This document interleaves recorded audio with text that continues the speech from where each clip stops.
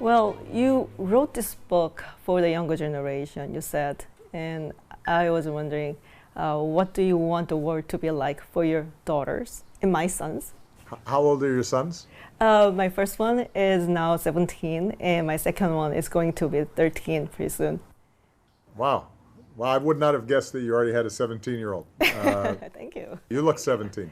But I talk to my daughters all the time about the world that they'll be inheriting and their role in it.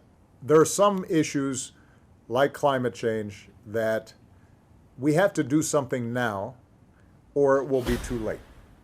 There are other problems like issues of war and conflict and prejudice and nationalism that have been here for a long time, and I don't think that we'll solve overnight.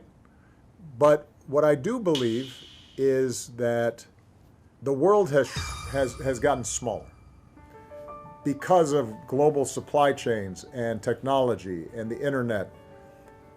We all have to live together in a way that we didn't have to live together 50 years ago or 100 years ago. The transnational threats that we face, like the pandemic, are ones that require international cooperation. The globalized economy will only work if people feel as if everybody, if they work hard, has opportunity.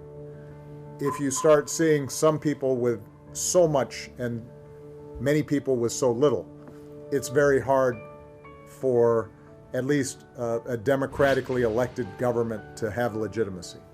So on all of these issues, what I'm hoping is that my daughters and your sons grow up in a world in which we can appreciate our own cultures and traditions, whether it's Korean culture or American culture or Kenyan culture where my father was from.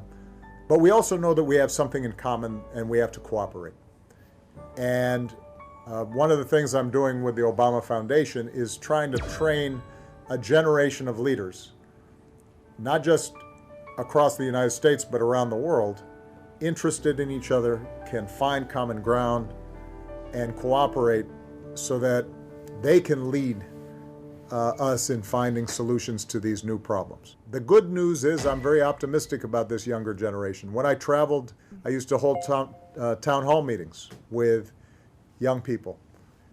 And wherever I went, whether it was in Vietnam or in Argentina or in Germany and France, I would find that generally speaking, this young generation is very smart, very sophisticated. They're very idealistic.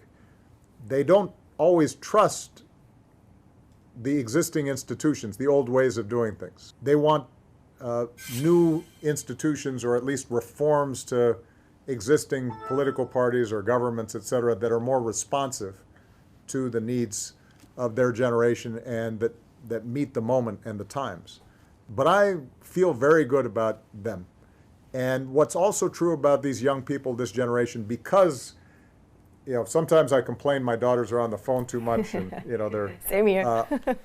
always on social media. But part of what's happened is that I think young people around the world, they are exposed to more cultures, whether it's through music or food or here in the United States, right? K-pop is huge, right? And in the same way that in Korea, people are seeing American music, or here you've seen this wave of wonderful Korean movies, so that Parasite wins the Academy Award, and just as American movies continue to shape and influence Korean culture. And so as we see this younger generation drawing from all these different traditions, that creates I think an instinct towards recognizing a common humanity and understanding different people's stories in a new way. And that makes me optimistic about the future. Well, unfortunately, the time is almost up, so we have to wrap up the interview. Mr. President, thank you so much for sharing your time, your thought, and your story. And I'm wondering, so you're working on your second volume, I think. I am. When is it coming out? Well, it'll probably take me another year and a half to write, but hopefully it'll be worth it when it does come out.